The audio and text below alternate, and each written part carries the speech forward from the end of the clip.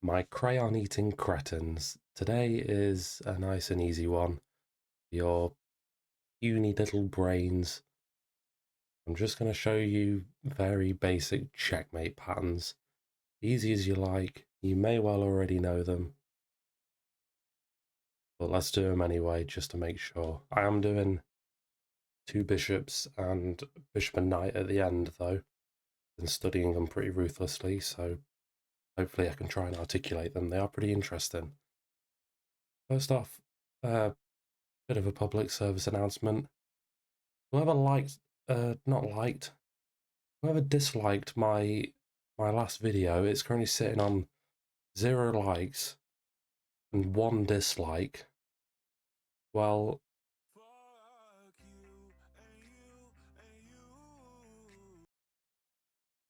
anyway, now that I've said my piece, we're gonna do the 2 rook mate first. It's really easy. The ladder mate is colloquially, oh my god, colloquially, yeah, that one known.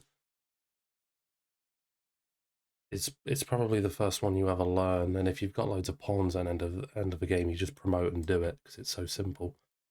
You just cut the king off using the straight lines. Preferably don't blunder a piece. Bring it over. Don't put them in the way if they're rooks.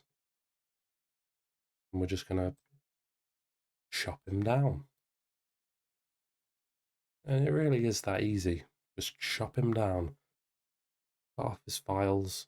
Obviously be careful if you're doing it with a queen so that you don't stalemate. If the queen's too close to the king, bring the queen as far away from the king as possible, because then you can do it in the same manner.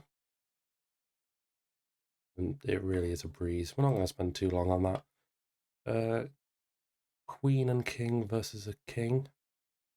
Quickest way, if you really want to be technical with it, is here you could go queen c6. You see that where the king was, it's like a knight style L away. You use this knight style opposition to get the job done as quickly as possible. You notice there I'm dancing with. Then when you get to this point, don't go queen f7, because then where's the king going to go? That's the point when you bring your king, and then you've got 1, 2, 3, 4 different checkmates. Just do that one. Again, nice and easy. Really straightforward. If any of you have Crayola coming out your nose by this point, then there really is no hope for you. I'm sorry. This one's slightly harder. Let's say you blundered one of your rooks like a scrub. Crucial thing is just keep the king pushed away. Takes a step back. I do the same. The computer's making it easy for me here. I don't know why they do this. But you keep the king cut off as far as possible, as you would a ladder mate. Now, I'm going to bring the rook over to this side to get as far away as possible. And you wait for this scenario. Sometimes you may have to give a tempo up by moving your rook. Fine, but you wait for this, where the kings are staring at each other, and this dusty plain covered by the rook is separating them. That's when you go here, because the king can't advance anywhere, and it can't stay on either of these squares, and you get him to the final rank. And then same again, I wouldn't come here, because then you're just going to be chasing the king. I would instead come here, because then you're ready to kind of do this whole sort of position thing, if you know what I mean.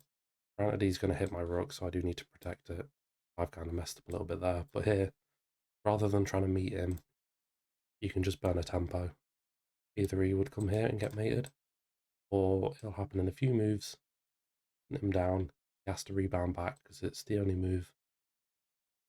And then this structure here, these are covered by the king, these squares will be hit by the rook. Simple, nice and easy. Now we get onto the nitty gritty. I mean, the 2 bishop mate is a rare scenario. And truth be told, I don't think I've ever had it. Maybe I've had it once in a game and known how to do it as well. But yeah, it is a tricky one. Point is, you've you've got to get the king into a corner first and foremost. And you've also got to just try and cut off as many squares as possible and really limit the king's movement. You see here, these bishops are beaming down, covering all the squares, not letting the king get in.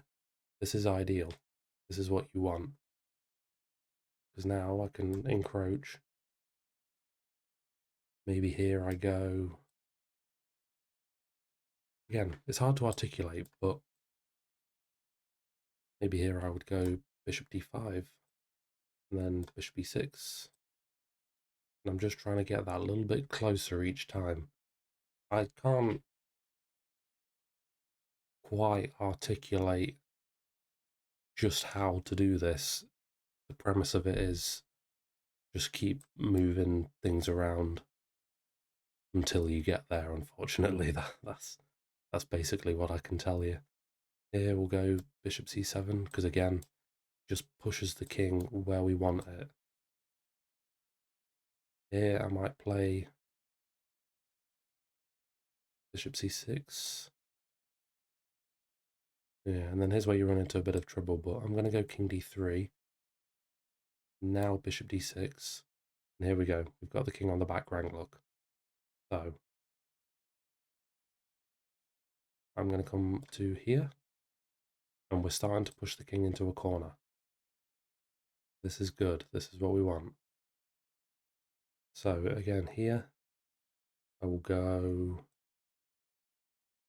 bishop b7. Because now we're going to push the king into a way. And I will go bishop e6. I don't think that was right.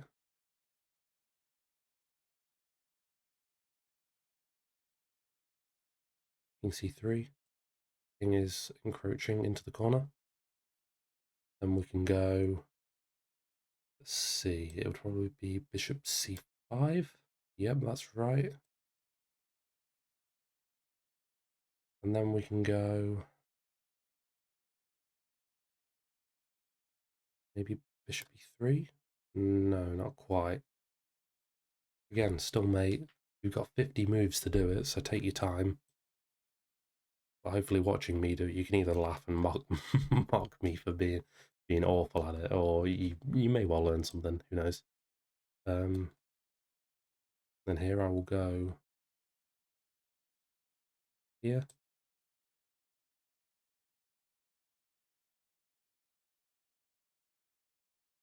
Oh dear, okay. No, that's wrong. Let's wheel it up. That's not right. Bishop c6. Then we can go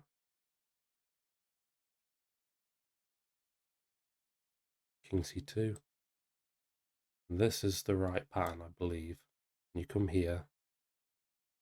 Yeah, this is right. There you go. You want this kind of scenario. Obviously, he could come here, but then you've already got him in the corner where you want him. So he comes king a3. Now we hit him with this check, and his squares are covered. When he comes down, bishop d5, and then mate in one is the simple move right here. And now, ladies and gentlemen, the moment you've all been waiting for. This is a how-to guide on how to do a bishop and knight checkmate. Let's go. So it starts with